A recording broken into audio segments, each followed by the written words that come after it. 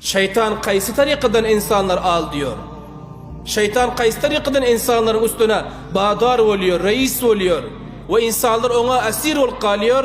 Elbette yolları var.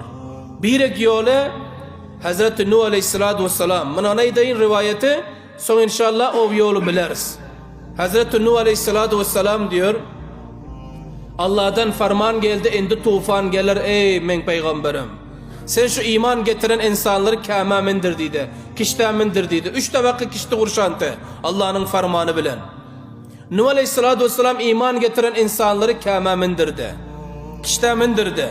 Son diyor Nuh Aleyhisselam işini bitirdi. Tufan geldi. Kâmânin içine girse Müslümanlar, hubar iman getirenler bir burçağa karak görse bir moysefit şeklinde bir bedheybet insandı. Qarrı moysefit adam şeklinde olup dur. Nuh Aleyhisselam tanımadı. İman getirenlerden değildi. Peygamber öz ümmetini tanır. Nuh Aleyhisselatü Vesselam ayıttı ki ey qarrı dedi, sen kim oluyorsun? Sen kimsin dedi de. Bu yankı qarrı moysefit ayıttı ki ben bu kişide geldim, kâme geldim.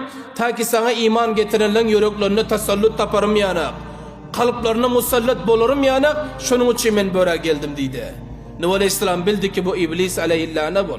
Şeytan bol. Özünü insan şekilde taşlan. Lihaza Nuh Aleyhisselam ayıttı ki tez kişiden düştüydü. Tez yoğul gördüm ben. Şöyle plan olsa yankı şeytan ayıttı ki men yoğularım. Giderim.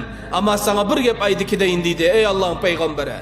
Men insanlar nerede gümrah ediyorsun biliyorsun mu dedi. Takriben Nuh Aleyhisselatü Vesselam kança yıllab 950 yıl mı kança yıl davet etti kavmine 100 nefere yetmedi. Ne için? Şeytan şikar edente. Şeytan gümrah edente.